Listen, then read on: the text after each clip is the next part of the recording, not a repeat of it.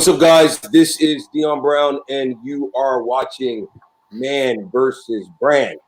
All right, so when people have the ability to do multiple things, they're called poly, right? So you can speak multiple languages.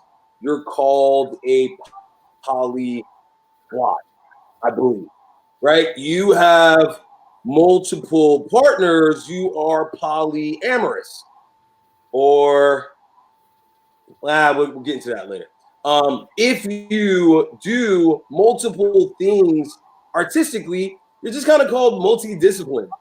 There's really no sort of all-encompassing term for folks who are multidisciplined in art in a way that allows them to take hold and shape of different mediums. Now, if you are creative, then you thoroughly recognize that you may have a preference for one form or another, but the reality is that there is a general interest in all forms. It is common to find out that painters were also musicians, actors can also sing. Those who are steeped in the arts oftentimes find themselves in spaces where they are producing varying forms, with one form typically being predominant. There are a few, Deion Sanders, for all you old school folks, that can do two things equally well in two very different spaces. Nowadays, I think social media has proliferated this idea of sort of skill curation. This idea that you show that you can do this, you show that you can do that, and whatever sort of works out, whatever doesn't, doesn't. But true artistry really doesn't care about that. It doesn't care about preferred mediums. It doesn't care about audience appreciation. It truly produces art for art's sake, and it finds its audience, and its audience appreciates what it does. The other thing about artistic folks is that they tend to have crazy stories, right? I'm going to cut off my ear. I'm going to go hiking for a year. I'm going to end up in an Asian jail. Right? Like, folks just end up doing things that you're just like, how'd you get there? If you listen to other episodes, I've talked about this sort of fine line between genius and something else, right? Where the artistry is such that it starts to take on a form of its own. It starts to live and breathe, and the artist is really just a medium for it. Then I think that there's something else. There's something that's more aligned to storytelling, where something occurs, and from that occurrence, a person creates deeply interesting, deeply introspective art. And that art can take the form of theater, playwriting, writing, music, songwriting, painting, mixed media, graphic design, the list goes on and on. But the hope is that from life experience, you produce something that exists in the world, and maybe everyone loves it, or maybe just one person. That's the beauty of art. You never quite know. So I'm going to talk to a talented person who wrote about his own journey and what happened to him in a jail, how he ended up there, out in China. Also, we're going to talk about multidisciplined art, taking one art form and producing something else from it, using your artistry and craft to make different types of art, and question maybe what it is to be an artist. I've had this conversation with other artists on this podcast. I'm glad to have it with Chancellor K. Jackson. This is Man versus Brand. Chancellor, why don't you introduce yourself to the audience? Say what's up. Hey, what's going on? What's going on? Blessings and balance to everyone that's tuning in right now. Blessings and balance to Dion for having me on his show and allowing me to promote and display who I am and what I offer. Name is Chancellor K. Jackson, from Atlanta, Georgia, born and raised. very chill, laid back, humble dude, easygoing, down to earth, very motivational, natural born leader. You name it, just a jack of all trades. You know what I'm saying? A breath of fresh air, all in all, as a spirit. Played football vast majority of my life. Got to play in high school, and then I got the opportunity to play at the next level, D1 football down at Stetson University. Go Hatters! That's where I obtained my bachelor's degree in communication and media studies. After graduation, I landed my first job teaching English to children in China. So that's how I ended up in China. I was teaching kids as young as 3 years old all the way up to 14, but mainly was working with elementary school age range. So I was with the babies for the most part. But I absolutely enjoyed it. I enjoyed teaching. I never thought I would be teaching, especially going from the student athlete to now I'm the facilitator in the Wait, classroom. pause. Because this is an hour-long show. You're about to hit a mark a little too early. So we're gonna slow this down a little bit, right? So first I want to get into a conversation about identity and naming, right? So you started off the episode. Well, you started off the episode wishing balance to everyone, right? And right now we're in retrograde. I don't know when this is going to happen. You and I had a funny conversation about that, but I swear to God, everyone swears that retrograde is ruining their lives. I think I told you, for me, it feels like it's benefiting me. I wish you all balance also. I hope that retrograde is doing for y'all what it's supposed to be doing for me. All right, but what I want to talk to you about is naming and identity. So you started off with a list of things that you are, right? And I just recently had a conversation with someone where we were talking about identity and the power of identity, right? The power of affirming who you are, and affirming who you are not only for your present person, but also for your future personhood, right? So I may be like, I'm an athlete, right? And in this moment, I may not presently be an athlete, but I may be pursuing athletic endeavors, right? So the more that I affirm my own athleticism, the more likely I am to pursue myself as an athlete, because I have now incorporated that into a part of my own self-definition, right?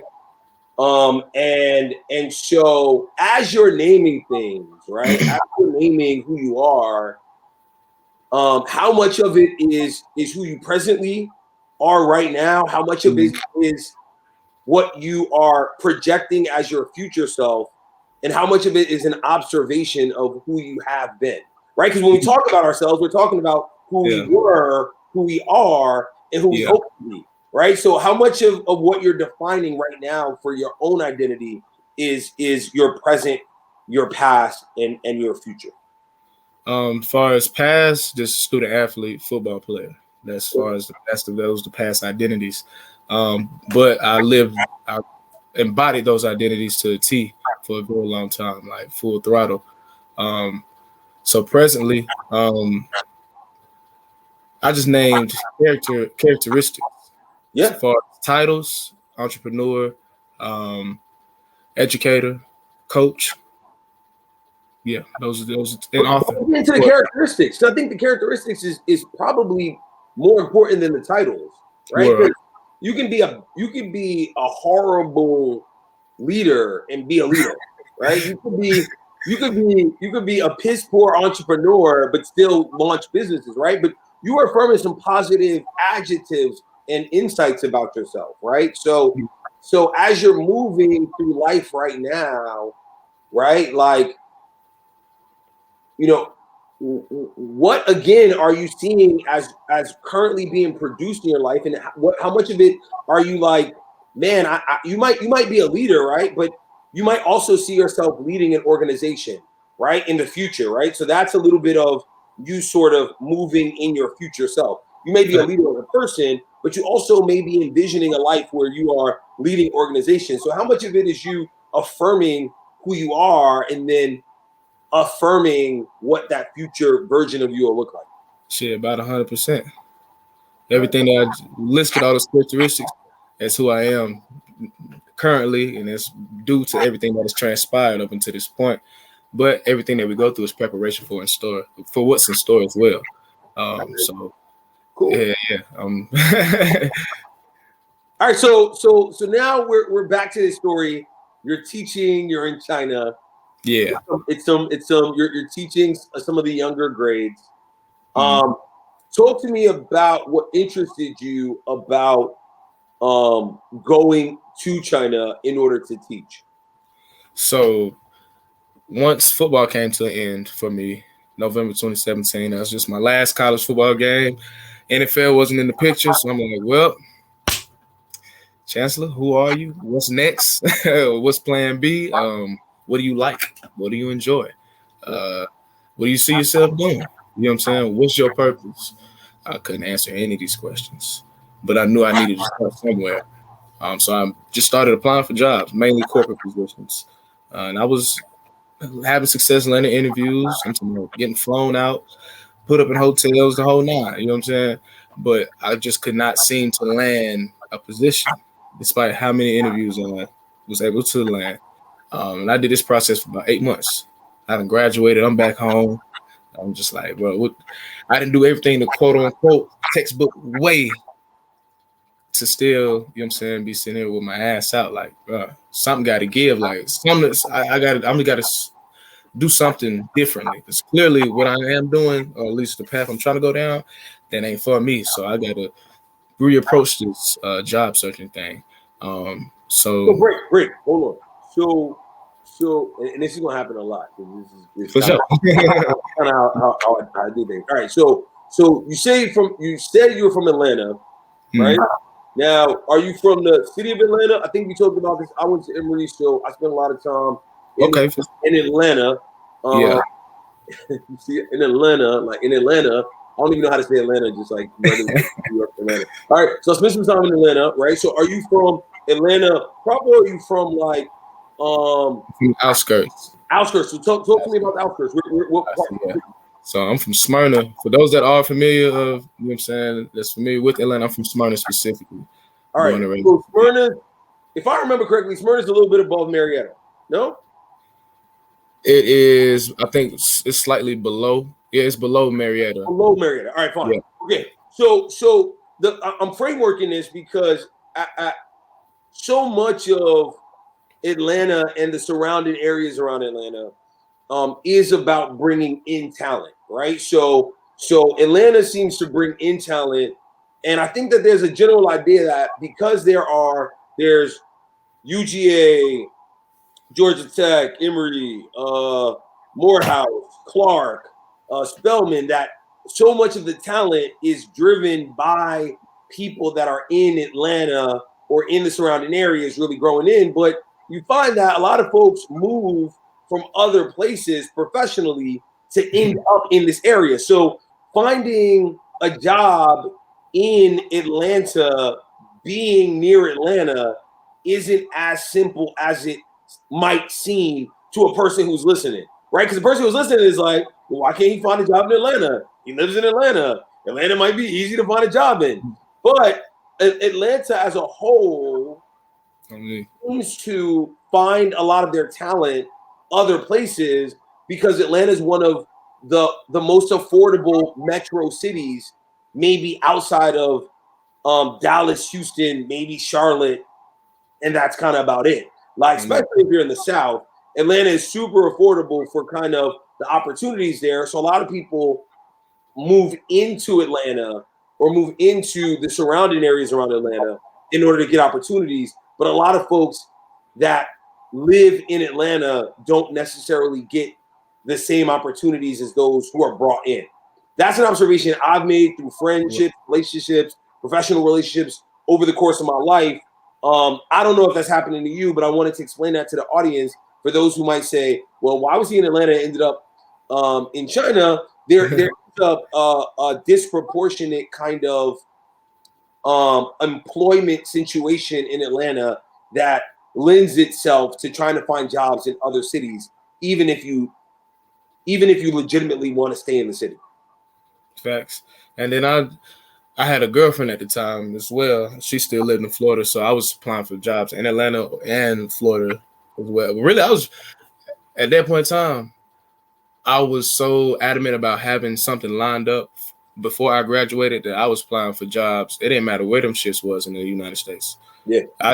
I'm on the search engine. I hit national. You know what I'm saying? I'm searching the whole United States, coast to coast. Like I'm not afraid to step outside my comfort zone at all. Clearly, because I took my ass all the way across the world. You know Right. So okay. So you're trying to find your way, right? I imagine you get a phone call, email, something from an organization that focuses on education. So was it direct from China? Was it a third party organization? You got placed there? How did you end up? What was that? What was the correspondence like that got you from looking at corporate jobs to being in education? Was after just applying and not having any success. It was really I had one good interview. It was like a sales marketing job for Fujifilm. They flew up in Chicago. They flew me out there for the interview. I'm like, oh yeah, I'm gonna get this. This is it right here. I didn't get it, and I was like, all right, bro, forget corporate. Yeah, we're gonna that's quiet. I'm like, okay, what are you good at, Chance? You good at talking to people, working with people, you know what I'm saying, dealing with people. So I'm like, all right, social work. All right, I just typed in social work in the search engine, just hit enter. And then one of the filters, I've never noticed this button before. I've never noticed this filter before. It said international. I was like, why haven't I ever thought to look outside the U.S. for opportunities? Now, at this point, did you have a passport? Oh, yeah. All right. I was a late bloomer. I didn't have until I was probably in college. Until I was in college, I think I didn't get a passport until it was time to go to maybe like Tijuana, like somewhere like that, like somewhere Cancun. Maybe it was like one of those things where it was like, if you don't get this right now, you don't go to spring break, your life is going to be different. And I was like, all right, well, I guess I got a passport. But before then, I never knew. I didn't even understand kind of how international travel worked. So at this point, like international actually hitting that filter, international actually was a possibility. For sure. Yeah, I've been to London twice before, and I've been to the Bahamas 3 times. So that's just a little bit of international experience I do have. Yeah. But I'm a Sagittarius, so I have very, very high expectations of myself. A natural born traveler and adventurous. So anything that sounds like it's going to be adventurous is going to be fun. Oh yeah, I'm pretty much going to be down for it. 9 times out of 10. So once so you hit that filter, and then I'm just going through the list. Boom. And then I teach English in China. Teach English to children in China. I said, that sound fire. That sound lit. That sound adventurous. What's the requirements? Bachelor's degree, don't matter what your degree is in. Yeah. Indian background. Yeah. Native English speaker. Yep. That's all they needed. I was like, all I had to do was submit a resume. Boom, boom. Okay. And went on about my search. Like a couple days passed, hear back from the recruiter. We set up an interview. We do the interview. Some more days passed. She reached back out to me. Like, yeah, we want to move forward with you as a candidate. And it was like, after all this time, you know, saying all these trial and errors, interviewing and not landing anything, the first job, tell me yes, first people to bet on me were, you know what I'm saying, this company on the other side of the world. You know what I mean? Now you said, so you had this girlfriend, this partner out in Florida. So you're now excited about this opportunity in China. So what's this conversation like? Because I imagine the intended result was I'm moving to Florida, or at least, you know, the flights between Florida and Georgia, regardless of where you are, is most 2 hours, right? So it moved from like being super close to I'm going to be on the other side of the world. What was that conversation like? Pretty much she was accepted. Like, she was really encouraging me to go, because she's had known the journey of me just landing all these opportunities, having all these opportunities I'm talking about in the palm of my hand, and then at the last second, it's just when blow it away. I'm just like, and I'm back to square one all over again. So just through all that trial and error, I finally landed something that I actually like and enjoy, and they want me. And I'm like, man. Because what's interesting, I think, about stories, specifically, I think where people are doing something that is that's going to end up testing who they are. Mm-hmm. So much of your retrospect of that is how supportive you felt in the journey, right? Like, it feels very different when things are challenging and you feel like no one ever had your back in the idea of it. And it feels very different when you know you had support to get there and you then start facing challenges, because it wasn't like you, and ultimately you took the journey alone, but there was some level of community around you and around your decision. Now, with that said, let's talk about family, right? So you mentioned a girlfriend. What about your family? So, like, were you from a tight family? Were you from a family that where you leaving was gonna create some distance? Like, how did that work out? Well, I mean, me and my immediate family, my mom and my little brother, Yeah. we got a great dynamic. And then with me going to school in Florida, that was really the first step of us being separated. Okay. You know what I'm saying? Because our tribe now no longer being, you know what I'm saying, a triangle. So, and then my brother's just a year younger than me. So after I went to college in Florida, he played football as well. He went to college in California. He went even further. So it's just like we was already used to, you know what I'm saying, us being at great distances from one another, not speaking to each other every day or not seeing each other regularly. The way our tribe is and how we move, we ain't got to just sit here and talk and shoot the shit every single day. We can go days without talking, but when we come back together, we just picking up exactly where we left off. It's no ill will, no malice, no bad blood, none of that. You know what I'm saying? So, I tapped in with your mama's baby is going to China.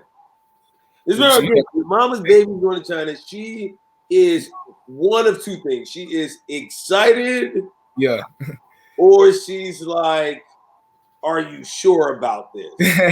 Right? So where does she fall into this spectrum? Well, this is where I get my traveling from. She's a Sagittarius as well. So me and her, she an older female version of me, essentially. She's been to Africa multiple times. She's been in Europe multiple times.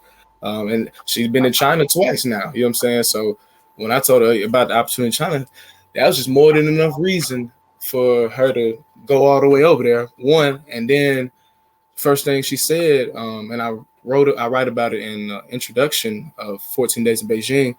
I flashed back to a table conversation we was having when we was kids. It was Saturday morning at breakfast. She asked my brother and I, "What's 3 places in the world y'all want to go?" And I made sure that we go. China. I was the first one to answer, quick, ready. And she was just like, because I was just so confident, so quick with my response. She's like, "Why China?" Only logical reason I had at that point in time was like, that's where everything is made. Yeah.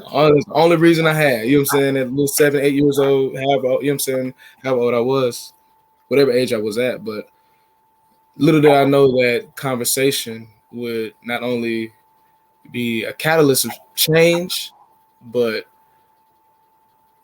be part of, you know what I'm saying, I would manifest something that I truly, truly wanted to do. You know what I'm saying? Just her making us voice our opinions and our wants and our desires out like that verbally. So it just came full circle, really, when I told her, and she was like, "Oh yeah, you remember that conversation we had?" I was like, "Yeah, that shit crazy." That shit crazy. So, all right. So 2 things. One is you mentioned being a Sagittarius twice. Yeah. I have no idea about signs, so forgive me for that. Like, I'm a Libra. I don't know what being a Libra means, except my birthday's in 2 weeks. People say the scale thing. I don't really know. I feel like I probably might be all of what a Libra is or none of what a Libra is. But it like you, my mom had the same sign as I did. So my mom was Libra, and I was a Libra, or I'm a Libra. My mom was a Libra, and so we shared a very similar energy, right, in the way that we approach the world. I never attributed it to us being the same sign, but as I'm listening to you, I'm like, well, maybe it's because we were both Libras. The other thing that I think is interesting, at least for me, is that sort of like you, I had this experience. I don't know if you ever remember those. Do you remember the viewfinders? So you used to wear it, and it used to have the little click button to it. Yeah. Show you things, right? So I grew up in East New York and Brooklyn. I didn't travel outside of Brooklyn very much until I was maybe like 14. And I went to boarding school after my folks died. But I remember looking at Greece, and somebody gave me like a world country thing. And I remember looking at Greece in a viewfinder, and then actually making it to Greece and remembering it from the viewfinder, and then being a Toastmaster and talking about it. Because I think there's so much power in memory, right? In your memory of this or your mom's memory. It might not even be your memory, it might be hers, right? But in memory of someone affirming something, right? And then that thing actually happening, and how the universe really does work in affirmations, right? In identities, in what we say about and what we affirm about ourselves and our lives. The universe ultimately works in that. And it's really ultimately up to you to kind of decide how you respond, right? Do you respond in a way that allows for whatever the universe responds to empower, or not? Like, you might tell the universe, hey, remove all negative people from my life, and then somebody might die. Now, I'm not saying that you cause the person to die. What I'm saying is that you then can't say, well, universe, why would somebody who I cared about die if you're asking for the universe to do things, right? And not saying that there's a causation effect. What I'm saying is that we oftentimes put things out, and then when it happens, we ultimately decide how we input that information. Do we then go, well, I hope the best for that person. I'm going to move forward. I'm going to move forward and create new space for new loved ones. Or do we go, God hates me, God hates us, God, right? Whatever that looks like, right? And so, and I'm saying that because I think it leads into a greater part of the conversation, which is eventually something in Beijing goes left. And in going left doesn't mean that the childhood you that said that you wanted to go to China is not right in affirming your rightfulness to go to China. It means that when something happens, we have to recognize that we ask the universe delivered, and whatever happens in that space is what happens, right? Like, we can't dictate, like, universe, I want to go to China, but I really want it to be a great experience. I want to, right? Because at that moment, we're just declaring to the universe what we want. So I wanted to preface that because I think that's an important thing, right? Like, you were affirmed in it. There was this memory of it, but it doesn't ultimately dictate a value system of good or bad or indifferent. It means that you got there, and whatever happened when you got there is what happened, and how you responded to that is who you are as an individual and what your principles are as a person, not necessarily the universe being good or bad to you. Factual. That's, all in all, the tongue is very, very powerful. Absolutely. Just be mindful of what you speak, especially when you're speaking on yourself. Yep. All right, so your mom remembers, or you remember, y'all remember this moment when you said you want to go to China. China's happening for you, right? You get there. You said you're teaching younger kids. So what happens? How do you land in a correctional facility. What happened? All right, so on April 4th, 2019, it's a day off for me. So I'm getting ready to head to an event, meet with some friends and colleagues just to hang out, just kick shit. So before I slide, I'm like, all right, I'm a pregame. For y'all, those that don't know what pregaming is, say like you and some friends and family members or whoever, you and some folks are gonna go out on a night full of festivities. But before y'all actually go out, y'all meet at somebody's house and y'all turn up there first, and then y'all go out. That's what we call pre-gaming. Yo, if you don't know pre-gaming, click off this episode right now. Pause this episode and just go. I don't know where you're gonna go, but go meet the people that are gonna pre-game with you. Because if you haven't heard that term yet, then you ain't met the right people in your life. Man, I'm telling you. So I'm pre-gaming by myself. I'm in the apartment. Got my music playing. Drinking some Chinese liquor. And smoking some cannabis at my little silver pipe. I get done, start getting dressed, throw my shoes on, make sure I got everything before I need to leave. I hear a knock at the door. I guess I'm familiar. Nah, not really. But curious to see who it is. I look through the peephole, and on the other side of the door, there's 3 officers from the Beijing police. I was like, ooh, I instantly got, you know what I'm saying? I got spooked, heart dropped to my stomach. So I back away from the door. I'm like, all right, scramble, put everything up. Yep. Put the rest of my weed up. Go open the door. They walk in immediately. The one in front, he's speaking to me. I have no clue what he's saying. I don't know. Yeah, you know what I'm saying? And it's written on my face that family, I don't know what you're talking about. Yeah. So he then takes out his phone. He speaks into a translator app. Turns the phone to me and I read it.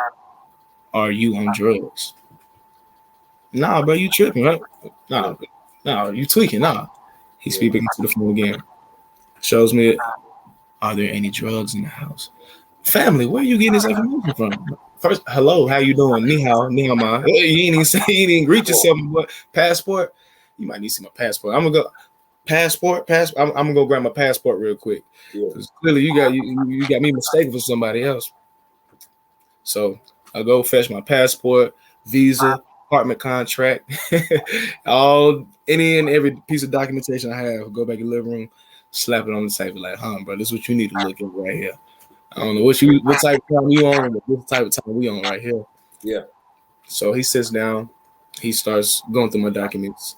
The other 2 officers are walking around the apartment gently, you know what I'm saying, just scanning it, scoping it out. Not really looking into them, but they got wandering eyes for sure. Yeah. You know what I'm saying? They tell me to sit down at my table, at the dining room table. That's in the living room. So I sit down, and now I feel like things may not end well.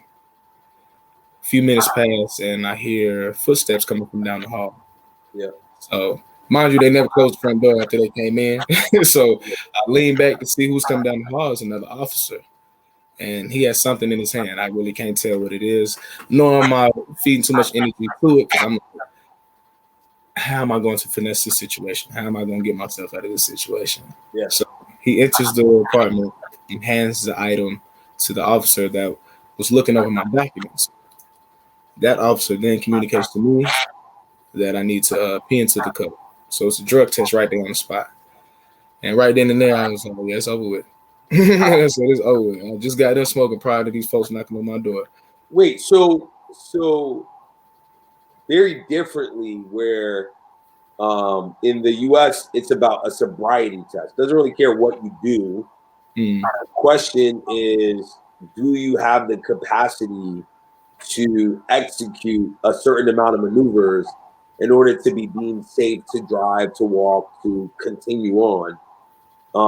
And there's a very small likelihood that that's ever happening in some level of a living space, right? This is usually outside, disorder, drunkenly disorder, drunk driving, right? Like where they're applying these tests. So this test was applied in a place where you were living, to determine if you, who hadn't displayed erratic behavior, who was working in the education system, who was about to go out to meet your friends, had done some form of a drug. Didn't really matter what form of drug it was. It just was a drug test. Right there on the spot. They have this saying that there's no why in China. So Okay. when you told to do something, you're supposed to do something, you just do it. Here in America, we always need an explanation of, well, I don't, you know what I'm saying? I don't why I need why. No. Well, I don't know. So I kind of disagree with you, Chancellor. In China? No. I think in the U.S. I think that that people of color, descendant of enslaved folks, don't really get to ask why. I think broad America gets to ask why. I don't think that we really get to ask why. Mostly because why ends up being a cause for escalated violence, right?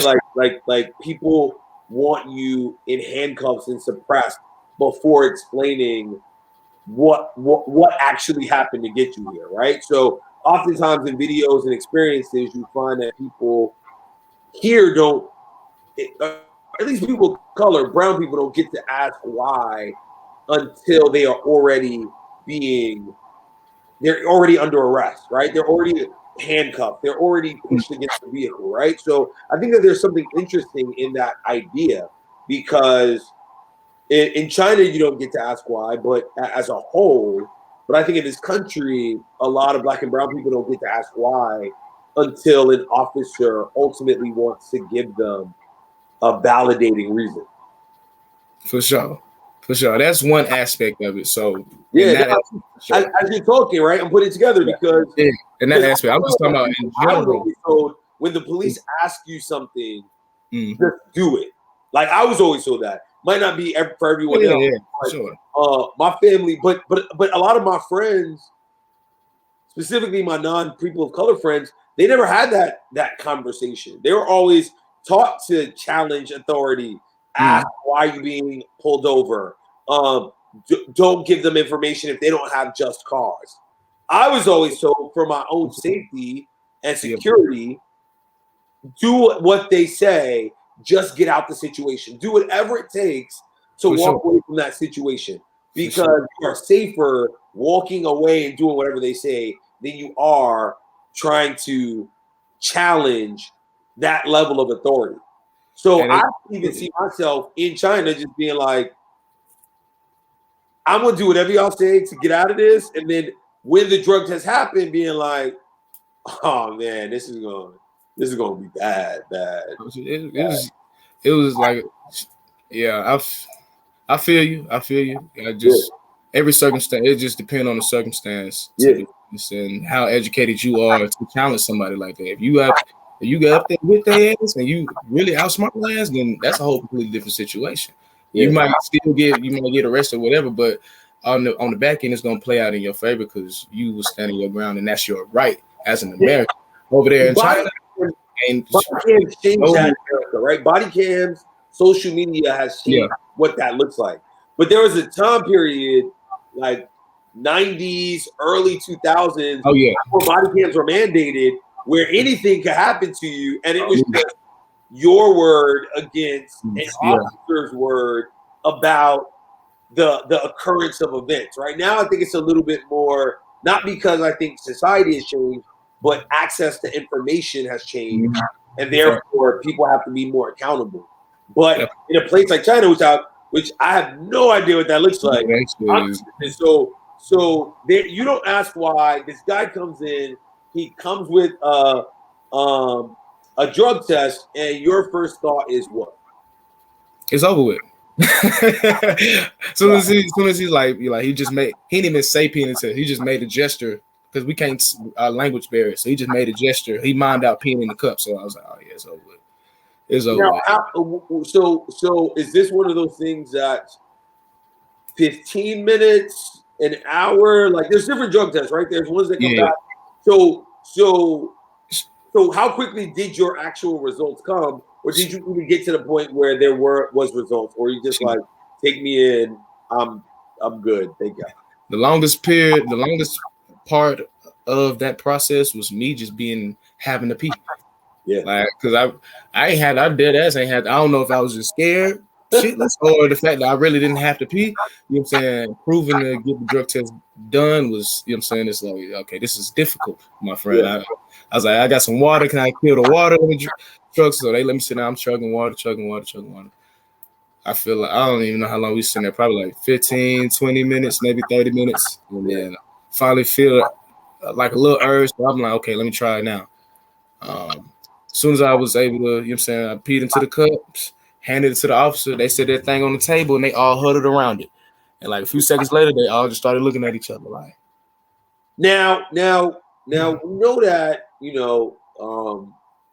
that your analysis, P test, piss test, drug test, that they work based on what's currently in his system, right? So I imagine that what you had just smoked wasn't what had metabolized at that point, right? So was this something that you were just kind of recreationally doing as you were just in Beijing and just kind of living your life, or was this something that was kind of specific to this night and this thing happened at the wrong occurrence at the wrong time? I was smoking the whole time I was out there. I was high the whole time I was out there.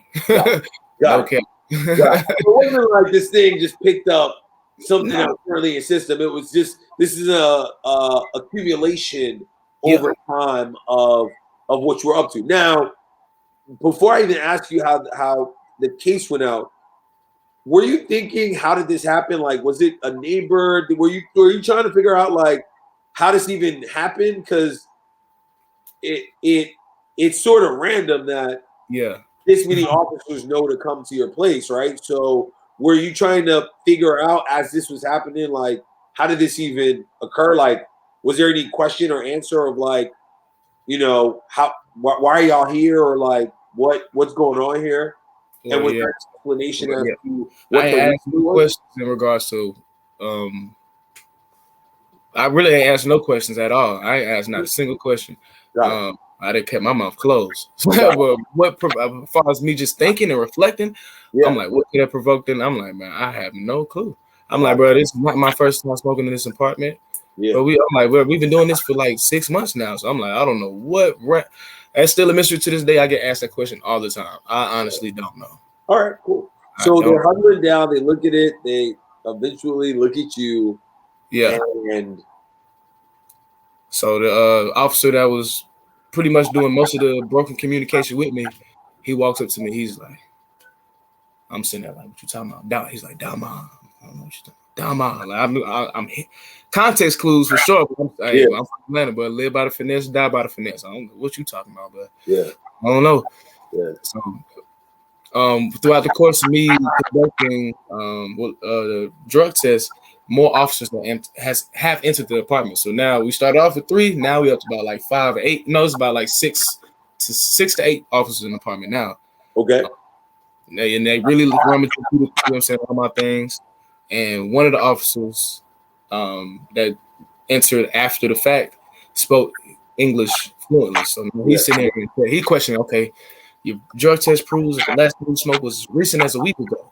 So who you get the weed from? Where was you when the last time you smoked? Who, you know what I'm saying, who was you with? He just trying to see if I had different any type of information. I'm from Atlanta. We live by the finesse. We die by the finesse. So I'm just sitting there shooting shit with this man. First thing that he asked me a question. First thing that come to my mind, I'm just blurting out. You know what I'm saying? I'm just blurting out the answer for whatever come to my mind. It got so bad that I was catching myself lying. So I knew for a fact he was catching me lying, but hey, I'm from Atlanta. We live by the finesse.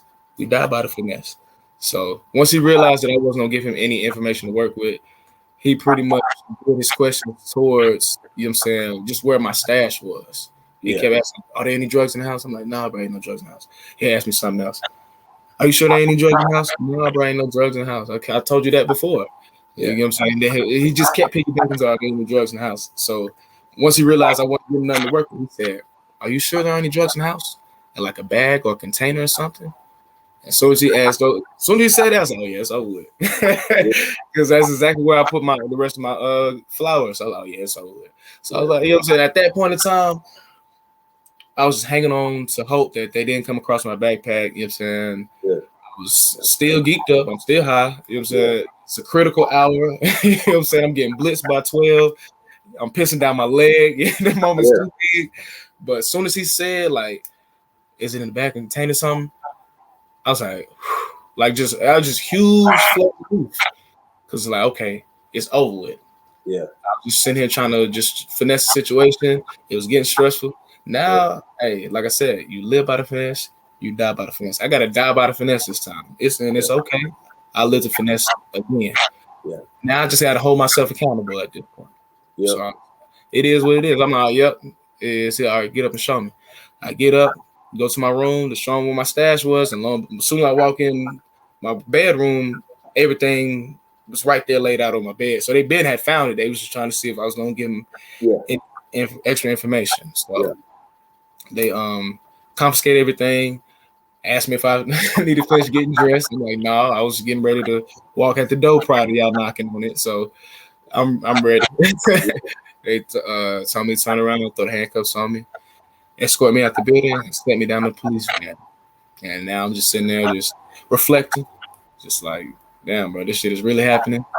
I don't know what's gonna happen.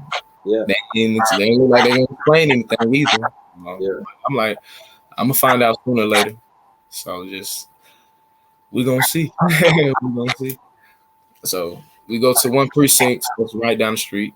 Yep. Only there for a little bit, and then we go from that precinct to another precinct, and that's why we're there for far longer. But my official interrogation is done there, and that's dramatic within the book because they take me to the basement of the precinct, to this room, and lock me into this all metal chair that looked like an electric chair just to do the interview. Yeah. But by that time, I had plenty of time to come up with a good story to finesse the air with. So after that, I had my mugshot, fingerprints taken, then back into the holding cell I went. And well, listen, no. Now this is the point where people got to buy the book, right? So if you want to know what happens, or you have to buy the book. If you give the book away, some more introspection, some more stuff. But I think that there's something interesting in holding it back. Now, listen, he might have actually told this on another podcast. I don't know, guys. I don't know if he has. And so you may look up Chancellor and find out the rest of the story. But for this one, I'm not going to let him give it away. This with him being put back in the cell after his official interrogation. He has now been caught with cannabis. He is living in Beijing as a teacher, and he has to figure out what then happens to him. Now, this was turned into a book at first, and then took on some different forms, like an audiobook. So give us the title for the folks that are now interested in finding out what happened to you after this. Yeah, so the title of the book is called 14 Days in Beijing. 14 days. So 14 days in Beijing is not the total amount of time that you were a teacher. It is actually the total amount of time that this situation is encompassed in, right? Yeah. All right. So you want to know more about the 14 days that Chancellor spent in Beijing facing the Chinese justice system or incarceration system, then you can go buy his book. Where can they buy your book at? Amazon, as well as my website, ChancellorKJackson.com. All right, cool. Now, I want to pause for a second because in learning more about your art, I then found out that there was music, there were books, like you were just sort of morphing into spaces. So talk to me, like you went from athlete football player to creative.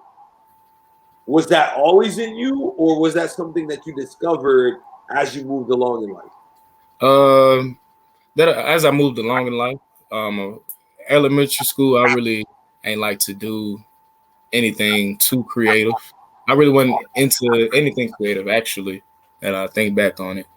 I felt like that's more work than I had to do. Like if I had to turn in a project, it's gonna be plain Jane. Yeah, you know what I'm saying? All that. And I can do that. You know what I'm saying? If you pressing online about it, you know what I'm saying, it's gonna affect the grade for sure. But if I don't have to, for sure, forget it.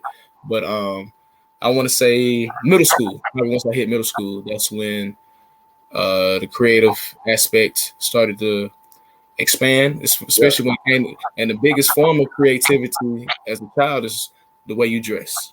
Simple, you know what I'm saying? It's very simple as that. So just changing the way I dress completely different. I just because in fifth grade I was a fifth grade class president, so I always dressed more formally and casually. So sixth grade I loosened up a little bit more and just wore more, just you know what I'm saying, regular clothes, street clothes. And then once social media came into play, that's when creativity really just took off. And I feel like once Facebook really started to grow, at least from my generation, we ain't started getting on Facebook to like eighth grade, ninth grade for me, but I knew people that was on Facebook before then. Yeah. But yeah, I got on Facebook around like ninth grade. So different posts, you know what I'm saying? You can post your status, just creating games. So like you like my status, I'll write you a whole letter. You like my status, I'll rate you 1 to 10. You know what I'm saying? You like my status, I'll do this. So just getting creative in that aspect, and then it translated to once Instagram came, now we got memes, just different. Before we was doing like little before it was skits, it was like frames, like collages of pictures to like a comic book almost. Yeah. Tell a story. This display the skit versus the actual video. Yeah. So that was it. And then I got into modeling just as a hobby, photography as a hobby. But playing football, that's where my main focus and attention was. And then junior year, I started going crazy on Instagram. I guess what you can call consider an influencer. I had like 10,000 followers in high school and stuff like that. I know I got up to like 15K for real. But then once I got to college, college football now it's about strictly business now. I ain't got too much time to devote to that and to athletics. But so I'm gonna ask a question. I'm gonna bring it back, but I don't want you to reveal too much. So were you able to while being incarcerated find some level of thought around creativity? Right, you oftentimes find people that are incarcerated writing lyrics, rapping, freestyling, drawing, painting, creating. Was there anything in that time period that sort of informed some level of the art that you see that you're producing today? Yeah, it was really only because literally all I had. So I was locked up 24 hours a day, 7 days a week, 15 men to one cell, 9 wooden beds, 3 soups a day. And all I had for 14 days straight was 1 Tupperware bowl and 1 plastic spoon. That's all I had. You know what I'm saying? So it wasn't like we had a lot of things to entertain ourselves with. Now, your ass just sitting there for real. So just with my limited resources, I was able to create my brand logo, release my logo for my publishing company now. I created that while I was in there. Using a bar of soap drawn on the wall. That's how I came up with that. And I started writing a poem. Started creating a poem while I was in there, and I finished it once I got out and started writing the book and stuff. Okay, those are the only 2 things I was able to create while I was in there. Listen, that's still a lot. Talk to me about family now, right? So you have this experience. Were you able to contact your family during? Yeah, I ain't touched base with the tribe until 7 days in. So I was like, 7 days in. That's when I was able to touch base with them, and it was very, very brief. But that was it, though. And one time, I think you had right in this 14-day experience, you spent half now. You don't know that you're spending half, but you spent half now. But at the very least, 7 days is enough time to for the circumstances that you're in to really settle in, where you're like, this is at least in the short term a routine that now I understand. Versus kind of day one where you're really just trying to figure out still, like, how did I get here? Facts. So talk to them 7 days in. You talk to them after. How much? I don't know if I'm gonna ask you to give something away. I'm gonna framework it like this. Did you spend very much time in China, or did you have to spend very much time in China after you were released?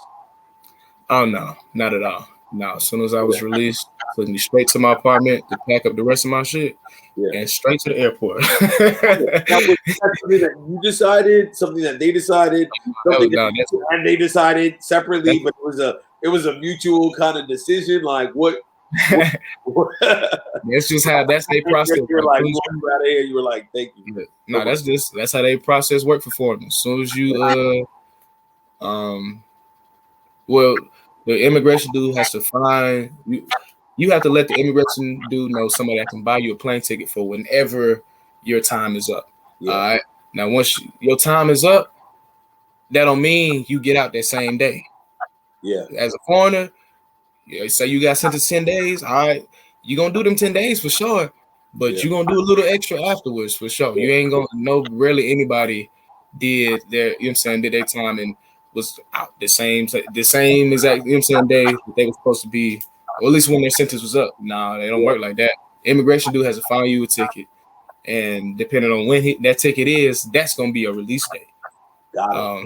Yeah, so as soon as so when it's time for your flight, the day of your flight, all right, come on, get the rest of your stuff, and get on up out of here. All right, cool. So from that experience, you wrote the book, right? Mm-hmm. How have you been able to use the book to like teach, to workshop, right? Because you started in teaching, right? Yeah.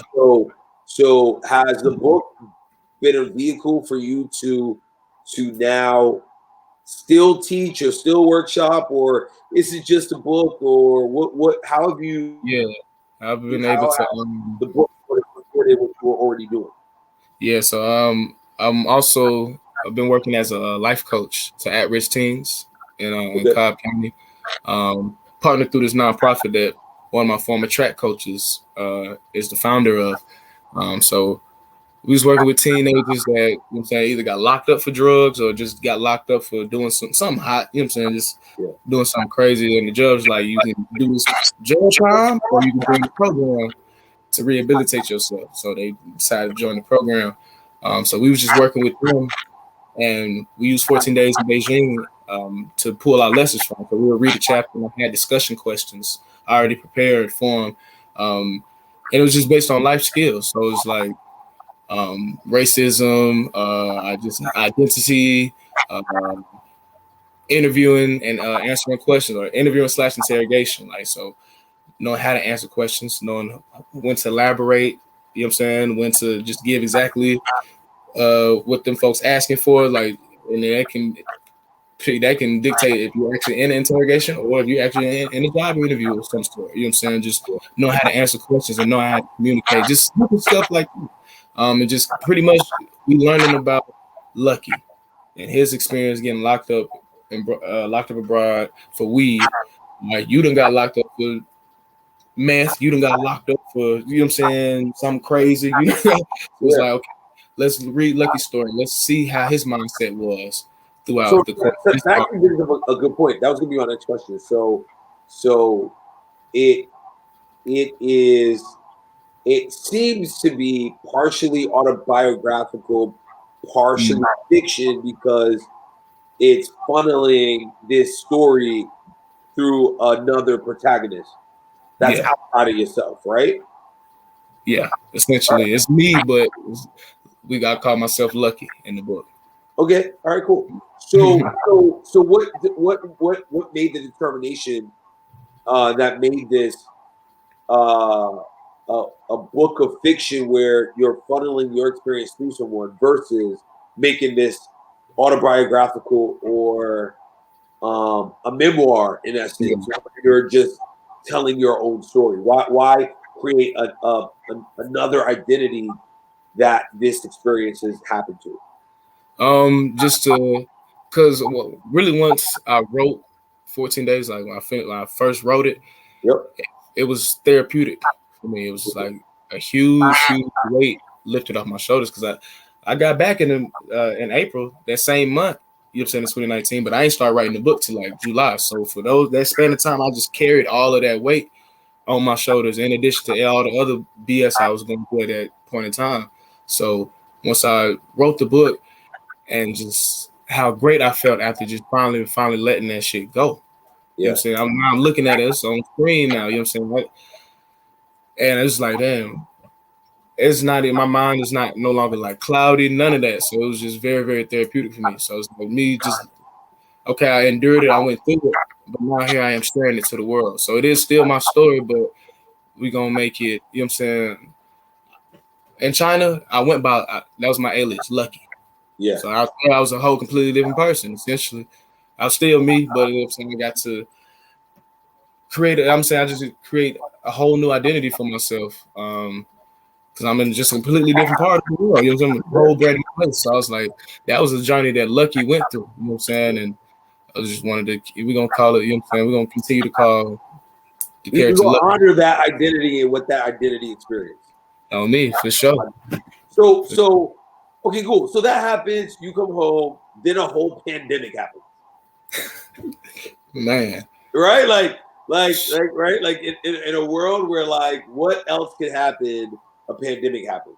So how did you spend your time in the pandemic, right? Which really kind of we're talking about spring, summer 2019. The Yeah. pandemic really it's and I remember hearing about things in China around that time, oddly, Yeah.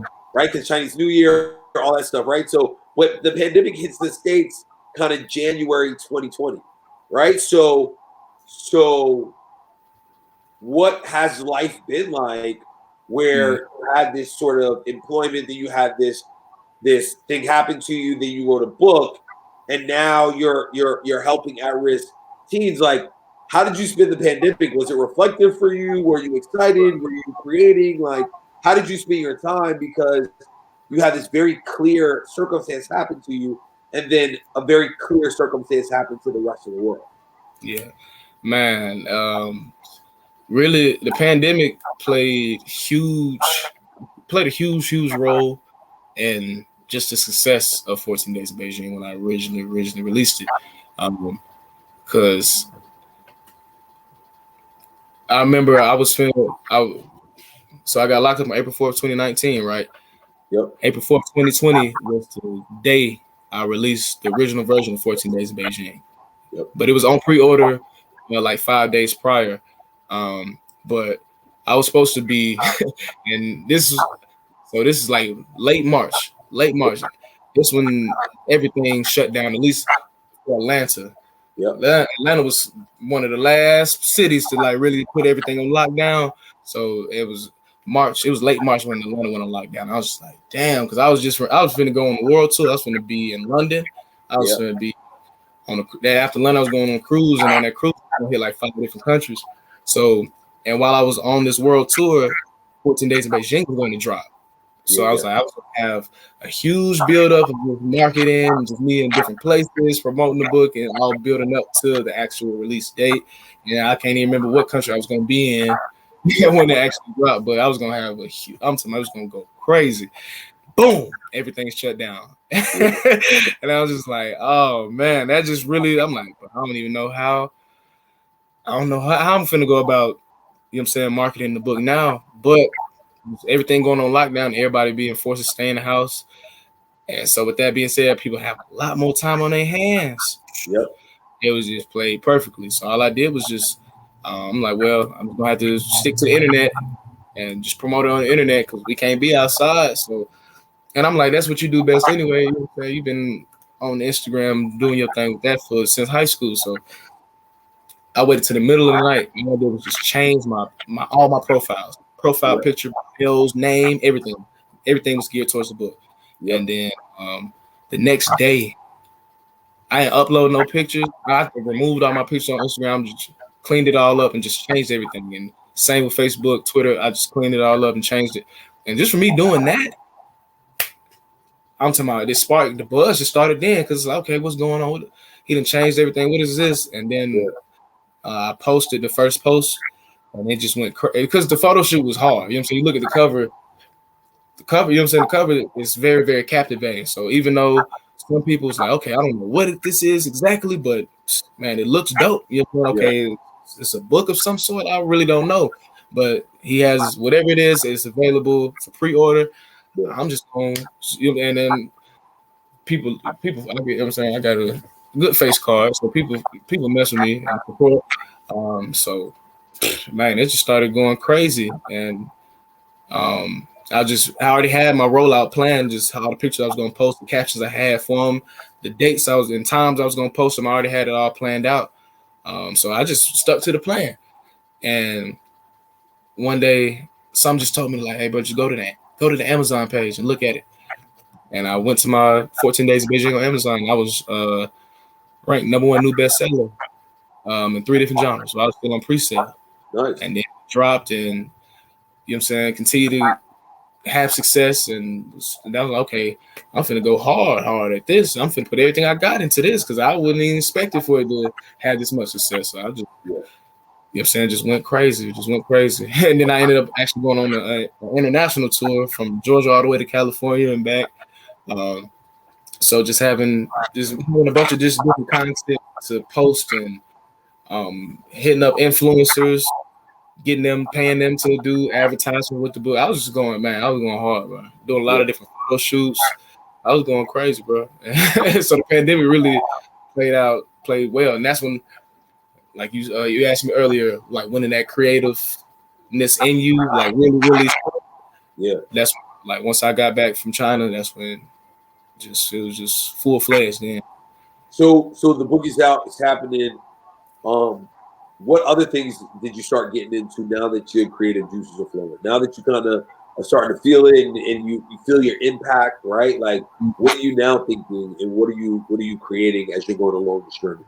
So with Collate Publications LLC, I've already been working with aspiring authors, you know what I'm saying, people that aspire to be authors, have ideas of stories, or you know what I'm saying, just don't know how to put it on paper or publish it, or already done wrote the whole book but don't know how to publish it. That's why I'm just offering my services to those people. Anybody that aspires to become a published author, you know what I'm saying, I have a coaching service for you. I'll walk you through the whole process for sure. You know what I'm saying, and or we can put together an outline and create a whole launch schedule, whichever one you want to do. I got options. You know what I'm saying? I got options for. So that I also have a car rental business, Turo. I get cars out on Turo. Want to continue to grow that fleet. Trying to get into Airbnbs. Start moving those, just renting those out. I know I will continue to write books of my own. I just need some more ammunition. You know what I'm saying? Some more something. Go to Russia. And Molly in Russia in, I don't know, summer 2023. Go. For sure. Go me. So you know what I'm saying? But definitely, you know what I'm saying?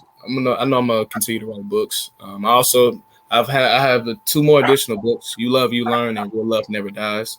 They're both romance books, and it's all part of one long series. 14 Days, You Love, You Learn, Real Love Never Dies is all one long story, essentially.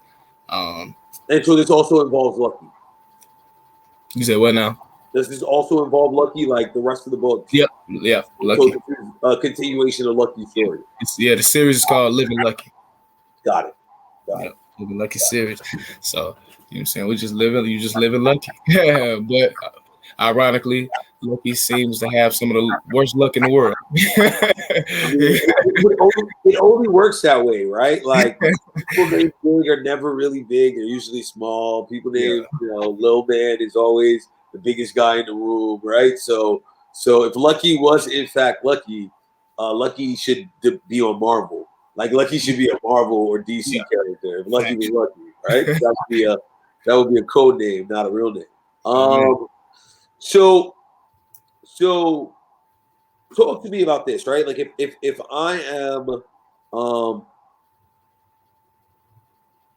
right now considering going abroad, and I'm young, and I'm like in my early 20s, maybe first graduate, right? Like, uh, from all of your experiences, not just the one where you were incarcerated, but all of your experiences, what's one sort of valuable lesson that you learned in your time, right? Like, when you look at all of it, the Mhm. entire spread of your experience. If I'm listening right now and I'm like, man, that might be something I would consider.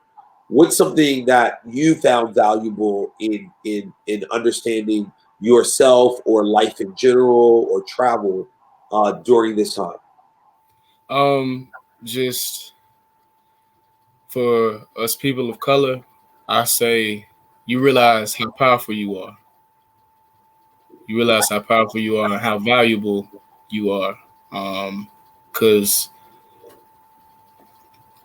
here in America, you know what I'm saying, especially Atlanta, Atlanta's Black Hollywood. Yeah, You see black folks left and right. You know what I'm saying? That's why a lot of black people move to Atlanta and love Atlanta just because of that one aspect in itself. Like, bro, I've never seen so many black people this way. I'm like, man, that's crazy. You know what I'm saying? But to go someplace where you're just a rare commodity now, like you every time you see you is every blue moon, you see yeah, another one of you. Oh man. It's just it's it's very enlightening and it's humbling because being in America, you're so domesticated. So now that you put yourself in a whole completely different realm, a whole completely different world, you learn so much. It's nothing, and it's a challenge. It's yeah. going to really challenge you. You're going to learn a lot about yourself. As far, you know what I'm saying, just put in an uncomfortable situation, and on top of that, when you do come across other people of color, you have nothing but a deep reverence for Yeah. one another. Versus here in America, I can walk down the street right now and pass 2, 3 folks and pay them no mind. You know what I'm saying? But over there in China, oh, what's going on, my boy? Hey, love my boy. Hey, good to see you, my boy. Hey, I'm Yeah. down now, play. Oh, yeah. Like cats Yeah. back in the day, it's like on that type of time. And then hip hop is huge. Hip hop is a global genre of music. And we all know who's the major influence behind that genre. So when you go to hip hop places and you see all these Chinese folks themed pretty much like us, it's just like, wow, hey So, boy, we powerful, boy. Like little do we know, I'm like, but we are such a huge influence. We have a lot of influence on this world. We don't even, you know what I'm saying? Like it's crazy. so let's talk influence, because two things I ask on this podcast of everyone is, what's something recent that you watched on any streaming or consumed on any streaming platform, podcast, book that you really enjoyed? Like, what's something that's recently influenced you that you really feel good about and want to share with the audience? um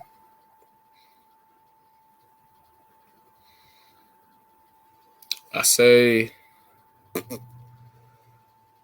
yeah, Well, listen, I'll give you,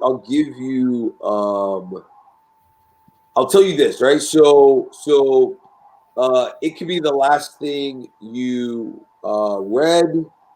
hmm, It could be the last Amazon show that you watched. It can be whatever you want. You get to decide. But what's something that's been influential? It might be something that you watched recently, that you watched before, and that you yeah. saw again. But what's something that is that you recently experienced that really has um, that you really enjoyed? I say definitely. Well, I guess anytime I listen to Nipsey Hussle, Nipsey has had a huge influence on my life and Okay. how I go about branding and executing all my endeavors. Just taking the long road. You know what I'm saying? The marathon route. You know what I'm saying? All independent, all money in. You know what I'm saying? You all full hands on deck. Um, and now because you don't put so much energy and so much effort, so much blood, so much tears into whatever that is. and now you put out into the universe, and to see it, man, to see the positive feedback that it catapults it is just like, it's rewarding. Yeah. It is truly rewarding. Damn, bro, I wrote it down and I followed through, and people love it. And that's something I created. That's something with my name on it. Yeah. I own that. Yeah. Ownership. That's powerful right there. You know what I'm saying? A lot of our people don't own shit. You know what I'm saying? They ain't got, you know what I'm saying? They don't got anything that, yeah, they said, this is mine right here. I possess this.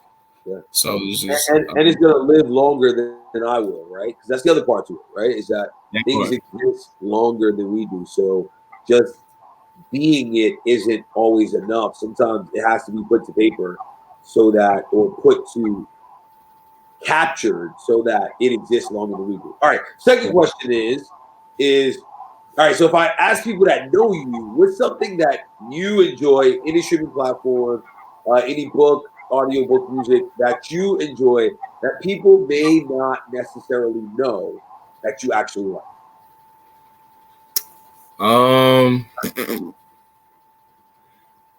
Like, what's my favorite thing to do is listen to music. So a lot of people be surprised if you spent plenty of time around me, then you know how broad my music selection can get. Okay. But if you ain't spent that much time around me, you'd be surprised what might come on, what might play on my music library. And I definitely just, of course, the typical hip hop, rap, R&B. R&B is my favorite one. Yeah. Hey, R&B is my favorite genre. But electronic, I like electronic, especially if it just vibes off of it. It's good. They give good vibes off the electronic music as well as alternative. Some pop, not too much of that pop, but definitely I like some rock. The rock is, you know what I'm saying? It's all about the vibe I get from the song. You know what I'm saying? I don't really hone in on lyrics too crazy. Just how I listen to music now. That's how I've been trained to listen to music. I don't even really hone in on lyrics entirely.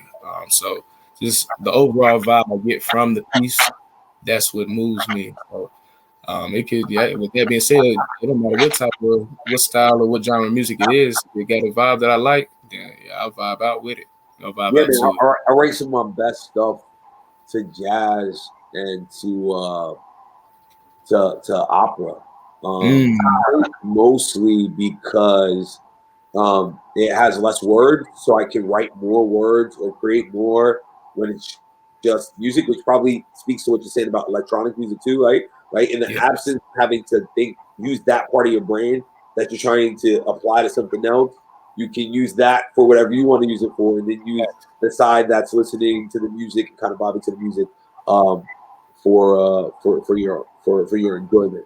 All right, man. Well, listen, I want to say thank you, man. It has been a great hour of conversation. I'd like to invite you back to the podcast if you come back on in a future date to talk about the writing process, right? Like specifically what the writing process looks like how you're helping people in the writing process, and your journey in writing now 3 books, right? So that's the conversation for the future. But for now, I want to focus on the fact that you have this one book out that incorporates so much about your lived experience, so much about your reflection on that experience, but also that has opened some doors to to creating more, right? To being multidisciplined. I imagine it's also informed in a way your this commitment to supporting Cobb County youth. So if you're interested in what Chancellor is doing, check him out. You said the website is chancellorkjackson.com? Yes, sir. All right, so check him out there. He's on social media, right? So he said it. So check him out on social media. I'll have all the show notes and links so that you guys can get in contact with him and get involved in what he's putting out there. Man, if you're ever in China, might want to keep it to drinking. or you might want to, get an edible. You might want to get an edible and just leave the whole smoking thing alone, right? Like, you want to leave that thing alone, get a brownie, eat a brownie, and not have a nosy neighbor. I'm Dion Brown. That's K. Jackson. We appreciate you for being on Man versus Brand. watching or listening, wherever it's at. Thank you guys so much for your time. Appreciate you all. Have a good one.